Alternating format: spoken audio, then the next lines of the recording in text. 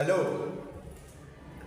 Here we are with quadratic expressions, factorization of quadratic expressions. The easiest way to solve quadratic expressions with the coefficient of x squared equals 1. Simple. Now you can see that here we have plus 6, here we have plus 6, here we have plus 2, plus 1, and plus 6. So it means that the numbers that were multiplied to give this plus 6, plus 1, plus 1, plus 2, plus 6, and plus 6 have the same sign. It can be minus times minus, which is plus, or plus times plus, which is also plus. So that's what gave birth to this. Alright? But for this minus, the numbers are of different signs. Okay? Plus times minus is minus. Minus times plus is minus. So that's how you get this minus, okay? So let's start from the beginning here. First, we use plus 5. Plus 5, two numbers added to give plus 5, then multiplied to give 6, plus 6. So that number from here is plus 2 and plus 3. Plus 2 times plus 3 will give you plus 6. But when added, will give you plus 5. So just come here, create two brackets, and put plus 3 here. Then here, you create another bracket, x plus 2. That is what you do here to get the first one. Do the same thing here. Okay, do it here. Second question, minus 5 and plus 6. So don't forget we have plus here. So the two numbers must be the same sign. But come here and check minus. We have minus here. So the two numbers are likely to have minus minus. Okay, so try minus 2 minus 3. So minus 2 plus minus 3 will give you minus 5. But minus 2 times minus 3 will give you plus 6. So we have gotten the factors. We have minus 3, and here we have x minus 2. To the next question. Here we have minus 3, and here we have plus 2. So the two numbers added must either be plus plus or minus minus.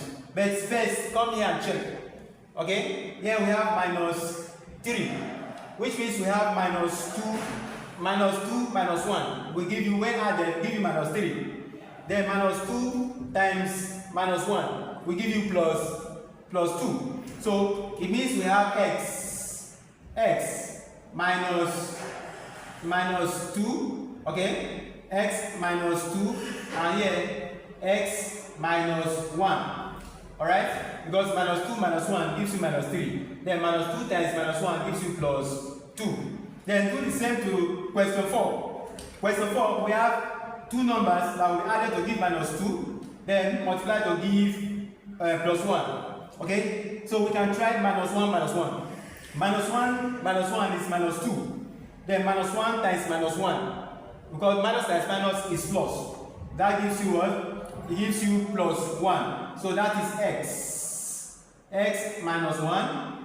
X minus 1. Since the both of them are minus 1, x minus 1, x minus 1, we can change it to become x minus 1 all squared. Okay, you can change it, you can write equals to x minus 1 all squared. That solves that problem. Then question 5.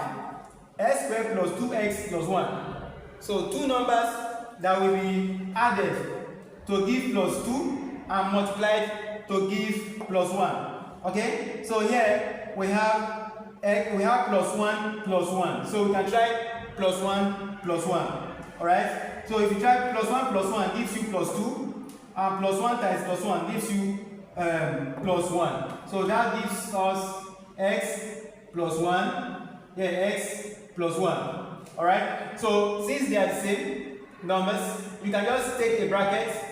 Okay, they are the same, they are similar brackets. So take a bracket and put x plus 1, then raised to power 2, just square it. Alright, so you can try question 6 and question 7, then put the answer in the comment section. I'm going to reply you without wasting time. Alright, please, I'm going to give you a thumbs up once I see your answer. Alright, put the answer to question 6 and question 7 in the comment section below. That ends the class for today. Bye.